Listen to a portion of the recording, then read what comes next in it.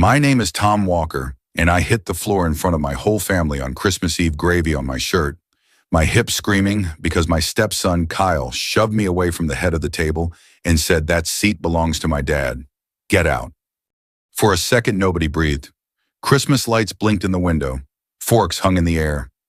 I stared up at Kyle's half-smile and waited for my wife, Linda, to say my name like it mattered. She didn't. She grabbed napkins and started blotting the gravy off the hardwood, like the spill was the problem, not the man on the floor. That was the moment something in me went quiet. Not rage, something colder, something final. Cedar Rapids, Iowa is home snowy driveway small talk at the credit union. Friday fish fries at the VFW. I'm 56 and I've lived by simple rules. Show up, keep your word, pay your bills early. At our age, your name is your credit. And that's why the chair mattered. It was my father's chair, old wood-worn arms, a squeak in the back left leg. When he was in hospice, he'd sit in it by the window and watch the parking lot like he was waiting for someone to come home. After he passed, I hauled it into my garage, tightened the joint, stained it walnut, and repatted the seat. I did it with my own hands because it felt like saving a piece of him. When Linda and I got married, second marriage for both of us, I brought that chair into her split level like it belonged. For years on holidays, it sat at the head of the table. Not because I demanded it, but because that's where the host sits. That's how I was raised. And I'd been hosting more than anyone liked to admit. 2 summers ago, I used a chunk of my savings to redo Linda's kitchen. Solid cabinets, a new faucet, better lighting over the sink. Nothing flashy, just decent. Linda cried when she saw it and said, "Now I can have family over without being embarrassed." I believed her. Kyle was supposed to be part of it. Kyle is 32 and built like he still thinks high school football is going to call him back. Broad shoulders, quick temper, the restless energy of a man who thinks the world owes him. He bounced between jobs and somehow always ended up back in Linda's orbit when money got tight. He never called me dad, just Tom. I didn't push it. I wasn't trying to replace anyone. I even helped him when he was younger, taught him basics, handed him my old drill when he moved out, covered a bill here and there when Linda begged me to keep the peace. I figured kindness would come back around. Then Kyle's biological father, Ray, started showing up again. Ray was loud and confident, the kind of guy who acted like he owned whatever room he entered. Linda said he'd been mostly absent when Kyle was a kid. Lately, he'd been making up for lost time, which meant spoiling Kyle and letting Kyle believe Ray was the only man who mattered. This Christmas, Ray insisted on coming to dinner. Linda said it's important to Kyle. I said, so am I. She gave me that tight little smile that meant, please, Tom, don't start. Let's just have a nice night, she said. By 5 o'clock, the house was hot from the oven. The turkey smell sat thick in the air. A Hy-Vee pie box was on the counter because Diane, Linda's sister, baked by buying whatever was on sale. Someone put on old Christmas music, Bing Crosby, Nat King Cole, the kind my dad used to hum. I made coffee the way Linda liked it, strong and plain. Kyle came last, of course, with Ray right behind him. Kyle slapped Ray on the shoulder and said, "There he is, the man of the hour." Ray grinned at me like I was the hired help. "Smells good in here," he said. "We all pitch in," I replied. He chuckled like that was cute. We sat. Plates clinked. Someone said a quick prayer. I reached for the carving knife, my dad's old one, sharp and thin, and that's when Kyle's hand snapped out and grabbed the back of my father's chair. "Hold up," he said. I looked at him confused. "What are you doing?" Kyle's eyes were bright and mean. He nodded at Ray. "That seat belongs to my dad," he said, loud, clear, sure of himself. "Get out." I started to laugh like it was a joke my brain hadn't caught up to. "Kyle, don't." He shoved me. Not a playful nudge. A real shove, 2 hands to my shoulder and chest. The chair scraped. My boot caught the rug. My hips slammed the floor, and pain shot up my side so fast it stole my breath. Gravy splashed across my shirt and onto the wood like a slap. Somebody gasped. A fork hit a plate with a sharp ping. A kid whispered, "Mom." Kyle stood over me, breathing hard like he'd finally proved something. And Linda, my wife, didn't even look down. She grabbed napkins. She wiped the spill. Her face was calm, almost blank, like she'd decided this was simply easier than choosing a side. I pushed myself up on one hand, the hardwood cold under my palm.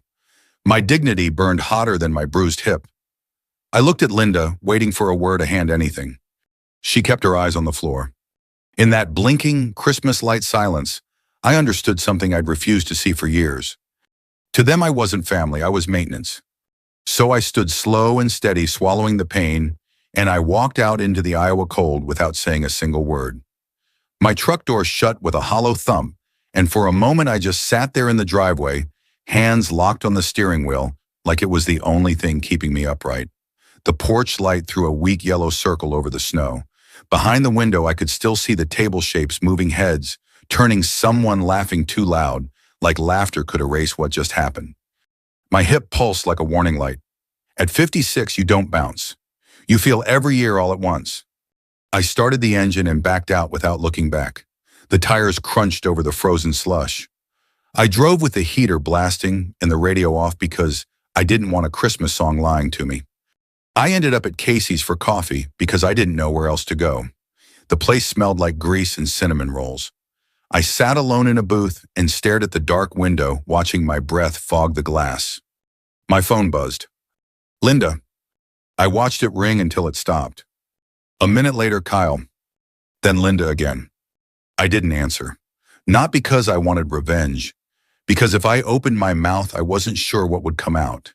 And because I could already hear Linda's tone, soft smoothing, like we could mop this up with an apology and a pie. I drove home my home, at least on paper, to the small ranch house I'd owned long before Linda. 2 bedrooms, a garage that still smelled faintly of sawdust, and a quiet that didn't pretend. On the way in, I passed the thin folder I keep on the hall shelf, my papers folder. Deed copy, insurance warranties, and a stack of receipts from that kitchen remodel at Linda's place. Menards runs every Saturday for a month. New faucet, new sink, cabinet hinges. A backsplash I set tile by tile after work hands cramped back screaming. I remembered Linda standing in that finished kitchen, hand over her mouth, saying, "Tom, I didn't know anybody would do that for me. I didn't do it to be a hero. I did it because I believed we were building something." Seeing those receipts tonight felt like looking at proof I'd paid my way into a family that still called me a guest. I limped inside, changed out of the stained shirt, and checked the bruise in the bathroom mirror. Purple was already spreading across my hip, wide as my palm. I sat in my recliner with an ice pack and stared at the blank TV. That's when the memory hit me sharp and stupid. 2 years ago, when Linda's kitchen faucet wouldn't stop leaking, Kyle had laughed and said, "That's why Mom needed a real man around." I'd smiled then because I thought he meant me. At 9:47 p.m., my phone buzzed again, a text from Kyle. "You embarrassed my dad. You should have just moved. That chair isn't yours." Then another one. "You're just a guest in this family, Tom. A guest who's overstayed." I read it twice. My hand tightened around the phone until my knuckles ached. I didn't write back. Around midnight, I tried to sleep. I couldn't get comfortable. Every time I shifted, my hip flared, and the scene replayed: Kyle's hands on my chest, Linda's eyes on the floor, the scrape of my father's chair like it was being dragged out of my life. I got up and made coffee, strong and plain, Folgers the way my dad drank it. I stood by the kitchen window and watched snow drift under the streetlight. I told myself, "Tom, it's just a chair. It's just a stupid holiday moment. People get weird. Let it go." But it wasn't the chair. It was the sentence Kyle said out loud that everyone had been treating like an unspoken truth: "You don't belong." At 2:13 a.m., Linda finally texted, "Tom, please. He didn't mean it. He's been under stress. Can you just come back and talk?" I stared at that message until the screen dimmed. He didn't mean it. Like a shove is something you do by accident. Like get out slips out when you're tired. Like wiping gravy off the floor matters more than the man who hit it. I set the phone down and rubbed my forehead. Beneath the hurt and the shame, something else started to rise. An old line my father used to say. "Your name is your word, Tommy. Guard it." I'd spent my whole adult life doing exactly that. I paid bills early. I kept my credit clean. I didn't co-sign for people who treated money like a joke. I didn't let anyone put their hands on me and call it love. Just after 6, my phone chimed with a sound I recognized but hadn't heard in years, a credit alert. My stomach dropped before I even opened it. It was from the monitoring app I'd gotten after a buddy at the VFW had his identity stolen. The subject line read, "Change detected." I tapped it with a thumb that suddenly felt numb. My credit score had taken a hit. Not a little dip. A real drop, like someone had kicked my legs out from under me. New inquiry, new account activity. I sat back in the recliner and felt colder than the snow outside. Because in my world, that didn't happen unless something had been opened in my name. And the only people who had access to my information were family. By 6:12 a.m., my phone was buzzing again, call after call, numbers stacking up. Linda, Kyle, Linda, an unfamiliar number with a local area code. I didn't answer yet. I just watched the screen light up over and over and thought with a slow, sick certainty. Whatever they did, it finally landed on me. My thumb hovered over the green answer button, but I couldn't make myself press it. Not yet. If I heard Kyle's voice right then, I'd either explode or worse, I'd fold. And I'd been folding for years. The phone finally stopped. Then it lit up again. Linda. I let it ring out. Kyle. Ring out. Unknown number. Ring out. By 6:23 a.m., the call log looked like a slot machine that wouldn't stop spinning. I opened it and my chest tightened. 23 missed calls. Kyle had called 12 times. Linda had called 9. The unknown number had called twice. I tapped Kyle's voicemail first. His voice came through too fast. Tom, call me back. It's some stupid banking thing. They're acting crazy. Just call me, okay? The next one was 2 minutes later, less swagger. Listen, it's not what it looks like. I just need you to talk to somebody. They said your name is on something. Just call me. The third voicemail made me snort despite myself. Okay, seriously, what the hell? They froze my account. I can't get gas. Just fix it, man. Then he slipped the way people do when they're scared. Dad, he blurted, then corrected himself. Tom, please. All those years he couldn't spare me a dad, but the minute money got tight, his mouth reached for it like a reflex. I clicked Linda's voicemail. Her voice was shaking. Tom, please answer. Kyle's freaking out. There's something with the credit union. Can you just pick up, please? Then the unknown number called again right on cue. Local area code, Cedar Rapids.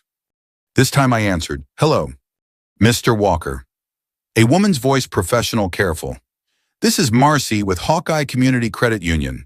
I'm calling about an urgent matter on your account. Do you have a moment to talk privately? I'm alone. Thank you. We're trying to reach you because there's been a delinquency notice issued on a personal loan where you're listed as the guarantor. I blinked. I'm listed as the what? The guarantor? A cosigner, she said. The loan is past due and our system flagged your credit profile. Marcy cleared her throat. The other party called at 5:30, she said. He said there must be a mistake, that you always handle the bills and that you'd approve whatever was needed to keep the loan current. I felt heat rise behind my eyes. Always handle the bills, like I was a service plan. How much is it? I asked. She flipped a page. $18,400. Opened 8 months ago. First payment missed last month. Second missed this week. $18,000. That wasn't gas money. That was a truck. That was a whole season of somebody's bad decisions. And this affects my score, I said, even though I already knew. Yes, she said quietly. Because you're tied to it. That's why you got the alert. I stared at the numbers and thought about every time I'd paid early just to keep that little 3-digit badge clean. At our age, a good score isn't vanity. It's proof you didn't wreck your life. I didn't cosign anything, I said. There was a pause, like she'd expected that. Mr. Walker, the loan file includes your name and a signature attributed to you. If you believe that signature is not yours, we have procedures. What procedures? We can open a fraud review, she said gently. The fastest way is for you to come in. We open at 8, but I can have someone meet you sooner if you're able. I glanced at the clock, 6:31. I'll be there. I didn't call Linda. I didn't call Kyle. I put on jeans of flannel and my work boots like armor. The air outside slapped my face awake. Snow crunched under my soles. My hip protested, but I welcomed the pain. It kept me honest. The credit union parking lot was mostly empty, the sky the color of old steel. I sat in my truck for a second and looked at my own reflection in the windshield gray, at the temples, eyes tired. I thought about my father's chair, Kyle's hand on it like he had a deed. Then I walked in. Marcy met me in the lobby, a woman in her 40s with kind eyes and a badge clipped to her cardigan. She led me to a small office that smelled like copier, toner, and coffee. I'm sorry it's the day after Christmas, she said. I know this is stressful. Just show me, I replied. She slid a folder across the desk. On top was a loan summary, Kyle's name, Linda's name, and there it was, my name typed neatly under guarantor. My stomach rolled. Marcy turned the monitor. Here's the signature page. A scanned document appeared. My signature sat at the bottom in black ink. Except it wasn't mine. It looked close from far away, but the rhythm was wrong. The T had a loop I never used. My last name ended with a little flourish I'd never add. Marcy watched my face. Is that yours? I swallowed. No. She nodded almost sadly. Do you ever sign as Tommy? My throat tightened. Only my father called me that. I haven't signed that name since I was a kid. She pointed at the line. There in shaky cursive was Tommy Walker. My skin went cold. Who had access to your information? Marcy asked softly.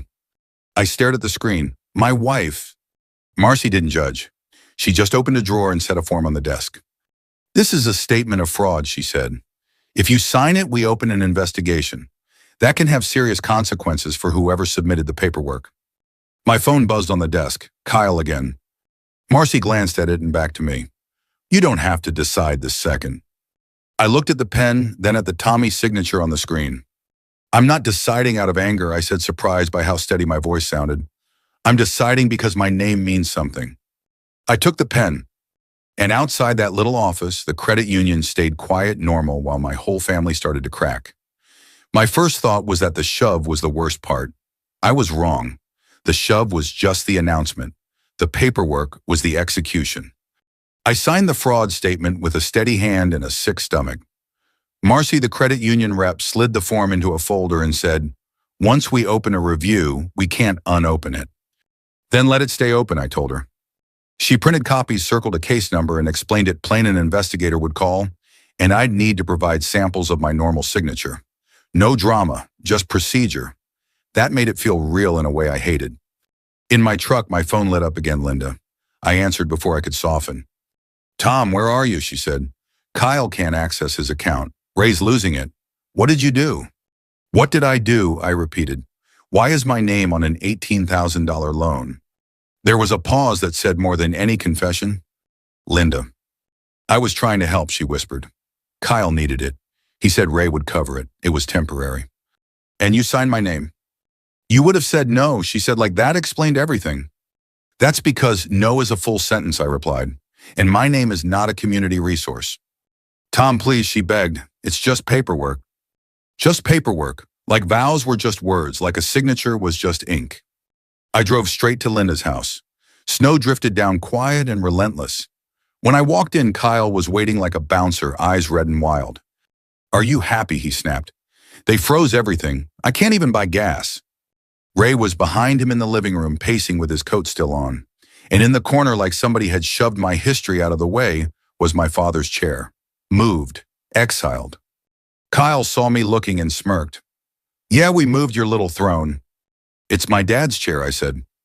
Kyle's laugh was sharp. Your dad's dead. Mine's right here. Ray jabbed a finger at me. You don't do this to family, he barked. I looked at him. Kyle didn't worry about family when he shoved me to the floor last night. Kyle stepped closer, voice rising. You're a guest here, Tom. A guest who overstayed. That seat was never yours. Linda stood in the kitchen doorway with a dish towel twisted in her hands. She wouldn't meet my eyes. That was the part that still hurt the most. Tell him, I said to her. Tell him whose name is on that loan. Linda's mouth opened, then closed. Kyle's face shifted, panic sliding under the arrogance. Mom, he said. She finally whispered, I signed it. I thought it would be okay. Kyle stared at her, then at me, like I'd just pulled the floor out from under him. You told them it was fraud, he said, spitting the word. You made my mom a criminal. I told them the truth, I said. I didn't sign anything. You could have covered it, Kyle shouted. You always cover it. That sentence hit me harder than the shove, because he was right about one thing I had. I turned and walked out before my temper made a mess I couldn't clean up. In the truck, my hip throbbed with every bump, and for a moment I wanted to go numb, call it a misunderstanding, make a payment, swallow the humiliation like I'd swallowed it for years. Then my phone buzzed with a new voicemail from Kyle. This one wasn't angry, it was desperate. Tom, listen, he said, breathless like he'd been running. Just tell them you signed it. I swear I'll pay you back. Ray said he's got it. He just needs time. Come on, man, don't do this. It's embarrassing. Embarrassing, not wrong, not illegal, just embarrassing. I didn't go home. I went to the VFW. VFW Post 788 isn't pretty, but it's honest coffee that tastes like it's been sitting since breakfast, and men who don't waste words. Frank Delaney was their 72 retired attorney, the guy who reads the fine print so the rest of us don't get eaten alive. I slid the folder to him without saying much. He skimmed, then tapped the signature page. "Tommy," he said, "that's not you." "No," I said. "That's my father's voice on paper." Frank leaned back. "Tom, this isn't family stress. This is identity misuse. If you let it slide, it won't stop. Next time it'll be a mortgage, a credit card, your retirement." "I'm not trying to blow up my life," I muttered. Frank nodded once. "You didn't. They did. All you're doing is quitting the job of protecting them from consequences." On the way out, I stopped by my house long enough to grab a notebook and the little shoebox where I keep spare documents, old statements, IDs, the kind of boring stuff you never think you'll need until you do. I wrote down dates, Christmas Eve, the shove, the calls, the loan, every detail. I even checked my doorbell camera history, not for drama, just because Frank's voice was in my head. Document everything. By noon, the story was already spreading texts from relatives, friends, even a guy from church. "You really doing this to Linda? You're ruining Christmas. Kyle's just a kid." I didn't answer. I saved everything. Then Marcy called again. "Mr. Walker, the review is now formal," she said. "An investigator will contact you today. Also, Mr. Parker called and demanded we fix it. I wanted you to hear that from me." Not 10 minutes later, a new number rang. When I answered, the voice was calm and official. "Mr. Walker, this is Investigator Harlan. I'm on your case. I'd like to meet today." I stared at the gray Iowa sky and felt my jaw set. Kyle had wanted me out of a chair. Now he was about to learn what happens when you try to sit in a man's name. My meeting with Investigator Harlan happened in a plain conference room at the credit union, beige walls, stale coffee, a stack of forms. He was mid-50s, calm eyes, clipped voice. The kind of man who didn't need to sound tough. He set a small recorder on the table. "Mr. Walker, I'm going to ask questions about the loan file and your signature. You can stop at any time." "I'm not here to stop," I said. He asked me to walk him through Christmas Eve. The chair, the shove, the calls. I kept it simple times names what was said. Then he slid 3 sheets of paper toward me. "Sign your name 10 times, he said. "Normal signature." My pen moved the way it always had. Tom Walker. Tom Walker, steady, practiced. Harlan compared it to the Tommy signature in the loan file and didn't pretend it was close. "That's not a match," he said. "No," I answered, "it isn't." He asked who had access to my information. I told him the truth. My wife had everything. We were married. That's what trust looks like until it doesn't. When we finished, he closed the folder. "We'll forward our findings to the county attorney," he said. "That doesn't guarantee charges, but it can. Be prepared." Prepared. I'd been unprepared for the shove at my own table, but I could handle paperwork. My phone buzzed the second I stepped into the cold Linda, then Kyle, then Ray. I didn't answer. I drove straight to the VFW. Frank Delaney was their 72 retired attorney, reading the paper like the world still made sense. I showed him the case number and the messages. Kyle swung between rage and begging. Ray tried threats. Frank snorted. "Threats don't fix fraud." "I don't want Linda destroyed," I said low. Frank looked at me over his glasses. "Wanting consequences isn't wanting destruction, but once you tell the truth, you don't get to steer the system. That's the cost." The next week felt like Cedar Rapids shrank around me. At church, people smiled too hard. I heard my name in whispers. Linda's sister told someone I was punishing Linda. I kept my head down and saved every text like Frank told me. On January 9th, a letter came with the county seal, date, time, courtroom number at the Lynn County Courthouse. Hearing regarding a fraudulent signature and financial responsibility. I called Frank. "It's happening," I said. "I'll be there," he replied. "Wear something decent. Let them see who you are." The courthouse looked like it always does, old limestone flag-snapping steps, worn smooth by 100 years of fear and truth. Inside smelled like metal detectors and paper. Linda sat on a wooden bench, eyes puffy. Kyle paced in a suit that didn't fit his attitude. Ray stood beside him, arms crossed, smug, like he thought volume was the same as power. Kyle spotted me and took a step, stopped by a deputy's stare. "You really doing this?" he hissed. "I'm not doing anything I said. I'm answering for my name." Linda reached for my sleeve. Her hand shook.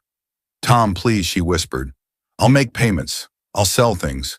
Just tell them it was a misunderstanding." I looked at her, my wife, and felt that old reflex to rescue her rise in my chest. Then I remembered her eyes on the floor while I lay in gravy. I lowered my voice. "Linda, I'm not doing this to Kyle," I said. "I'm doing this for the man I used to be, the one who worked 40 years to have a name that means something." Her face crumpled. She shook her head like she couldn't accept a boundary could be real. The bailiff called our case. We filed into the courtroom, wood paneling, fluorescent lights, the judge's bench up high like a reminder. The judge, silver hair pulled tight, looked down at the file. "Mr. Walker, you're contesting a guarantor signature on a personal loan. You claim your identity was used without consent. Correct?" "Yes, Your Honor." Kyle's attorney stood. "Your Honor, this is a family misunderstanding. Mrs. Walker believes she had permission." The judge raised a hand. "Belief is not consent. Do you have proof?" Mr. Walker agreed. The attorney hesitated. "No written proof, Your Honor." The judge turned to Kyle. "Mr. Parker, did Mr. Walker agree to co-sign?" Kyle's eyes flicked to Ray. "He knew we needed help," he said. "That's not my question," the judge replied. "Did he agree?" Kyle swallowed. Not directly. Marcy from the credit union testified, dates the Tommy signature, the missed payments. Investigator Harlan confirmed the signature comparison. Frank sat behind me, steady as a post. Kyle's attorney tried one last hook. "Mr. Walker, isn't this about a Christmas argument?" I felt the room lean in. "There was an argument," I said. "There was also a shove. But I'm here because my name was used to take a loan I never agreed to." The judge nodded once. "Do you have additional evidence regarding intent?" "I do," I said. Kyle didn't know I did. I handed a flash drive to the bailiff. "Audio from my doorbell camera," I said. "Outside Mrs. Walker's home the night of Christmas Eve." Kyle's head snapped up. What he blurted too loud. "Proceed," the judge said. The speaker crackled, whined, a door closing, then Kyle's voice laughing like it was all a joke. "The old man's too weak to do anything he said." Ray's voice followed, smug. "He'll pay it like he always does." Kyle added, bright and cruel, "He's just maintenance." The courtroom went quiet in the way real rooms go quiet. No movement, no coughs, no pretending. Somewhere behind us, a man shifted in his seat and then stopped like he was ashamed to make noise. Linda covered her mouth. Kyle's face drained. For a split second, I saw the kid in him, the scared one, before the arrogance rushed back in to cover it. The judge clicked the file closed. "That's sufficient," she said. She looked at Kyle. "Those statements show you expected Mr. Walker to absorb a debt he did not consent to. That's intent." Kyle's lawyer started to speak. The judge held up her hand. "No." She turned to Linda, firm but not cruel. "Mrs. Walker, you placed your spouse at financial risk. This matter will be referred appropriately. There will be consequences." As the bailiff guided us out, I caught myself rubbing my thumb over my wedding band, the way you rub a worry stone. I thought of my father's chair, how it used to creak when he leaned back, watching snow fall through a window, steady in his place. Kyle had tried to take my place with a shove. The court had handed it back with a sentence. Outside, cold air hit my lungs sharp and clean. My hip still hurt. My heart still hurt. But I stood straighter than I had in years. Kyle had wanted me out of a chair. Instead, he'd pushed me into a room where the truth had a microphone. The next week, Cedar Rapids went back to being Cedar Rapids, snow-piled in gray ridges. Along the curbs, people hurrying into Hy-Vee with their shoulders up, radios murmuring weather reports like they mattered more than anyone's pain. That's the funny thing about a public moment. It feels like the whole world is watching, and then the world goes right back to buying milk. But my world didn't. Linda moved like a ghost after the hearing. She stayed at her sister's for a while. When she did come home, she didn't speak much, just walked from room to room like she was taking inventory of what she'd risked. The house looked the same, but the air in it didn't. Trust once cracked makes even silence sound different. Kyle didn't call for 3 days. On the 4th day, I got a text at 7:18 p.m. "You didn't have to play that audio. You made me look like a monster." I stared at it, thumb hovering. I wanted to write back, you did that yourself. Instead, I wrote, you made yourself sound like you sounded. A minute later, he replied, Ray says you're dead to us. I read that twice, then set the phone down. My hand wasn't shaking anymore. That surprised me. I didn't feel triumph. I felt something like grief that had finally stopped arguing with reality. 2 nights later, Linda showed up at my door with red eyes and a grocery bag in her hand like an offering. She stood on my porch and the cold shoulders hunched like she expected me to slam the door. Tom, she said softly, can I come in? I stepped aside. She sat on the edge of my couch bag in her lap. I noticed she'd brought my favorite crackers and a box of peppermint tea I'd mentioned once. Little details like she finally remembered who I was. I messed up, she whispered. I didn't answer right away. I waited until the silence made room for truth. She continued, voice thin. Kyle was crying. Ray was yelling. I panicked. I thought if I handled it myself, nobody would get hurt. You handled it, I said, and I got hurt. Tears slipped down her cheeks. I didn't want you to leave, she said. I didn't want to lose my son either. I nodded slowly. So you picked the option where you could lose me quietly. That landed on her like a slap. She flinched. I'm sorry, she said. I know sorry doesn't fix it. No, I agreed, it doesn't. She twisted the grocery bag until it crinkled. I'll do whatever you want. Counseling, payments, I'll sell my jewelry. Linda, I interrupted gentler than I felt. This isn't about money. She looked up confused. It's about me being on the floor and you acting like the spill mattered more than my body, I said. It's about Kyle learning he can shove me and you'll smooth it over. It's about my name. She swallowed hard. I didn't know what to do. You could have looked at me, I said. You could have said my name. Her shoulders shook. She covered her mouth and for a moment she looked like a woman seeing the damage for the first time. Then she said the quietest thing. I didn't want Ray to win, she whispered, so I let him. That was the truth underneath everything. Linda had been afraid of conflict her whole life, and Kyle had learned to weaponize it. The county attorney didn't throw Linda in jail. She cooperated. She signed statements. She agreed to restitution terms. She had consequences, real ones. Mandatory financial counseling. No more access to my credit. A formal separation agreement drafted by Frank's colleague to protect me going forward. That paperwork felt like a coffin lid, closing on the marriage I thought I had. Kyle, meanwhile, lost more than he expected. He had to sell his truck to cover part of what he owed. His bank account stayed restricted for a while. The job he'd been bragging about, some warehouse supervisor role, went to someone else when the background check flagged the mess. He blamed me for every bit of it. But he couldn't escape the fact that none of it would have happened if he hadn't treated my name like a napkin, something you use and toss. Weeks passed. Snow melted into dirty patches. February wind kept finding new cracks in my windows. I was living alone in my little ranch house again the way I had before Linda, only now the silence wasn't lonely. It was honest. One Saturday morning, I walked into my garage and stared at the space where I used to keep the chair when I refinished it. I could still smell the faint wood stain if I imagined hard enough. I thought about going to Linda's and taking it back out of spite. I didn't. Spite would have made it another trophy in a war I didn't want. Instead, I asked Frank to go with me one afternoon, not to fight, just to retrieve what was mine. We met Linda at her place. Kyle wasn't there. Ray wasn't there. Thank God. The chair sat in the corner of the living room like it had been punished for existing. I ran my hand along the worn armrest.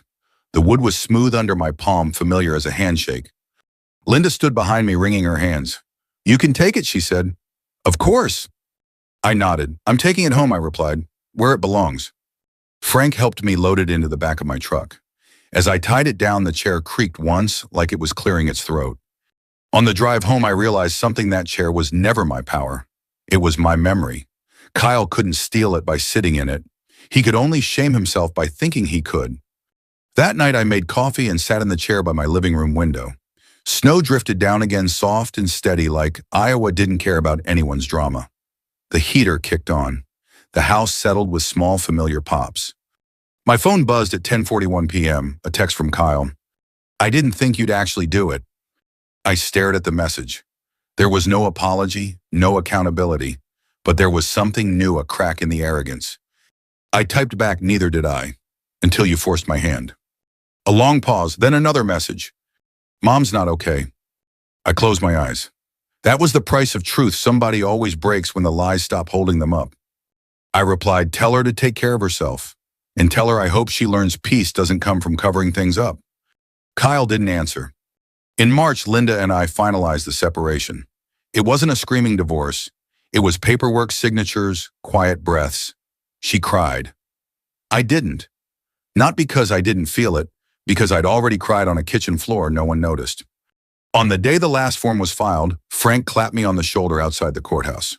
You okay? He asked. I looked up at the flag snapping in the wind. I will be, I said. I already am in a way. Because the strangest part of all this was what I didn't feel anymore. I didn't feel like a guest in my own life. I went home, made a cup of coffee, and sat in my father's chair in perfect, unbroken silence. Not the silence of being ignored, the silence of peace. And I thought about that Christmas table, that shove, that moment Linda wouldn't say my name. I don't hate them. Hate keeps you tied to people. What I learned is simpler and harder. Respect is a two-way street. If you burn your side, don't expect me to keep mine open. If this story hit close to home, if you've ever been told to know your place, if you've ever had your kindness mistaken for weakness, I'd love to hear your thoughts. Share this with someone who might need that reminder, and if you want more real stories like this, subscribe and stay with us. You're not alone at the table.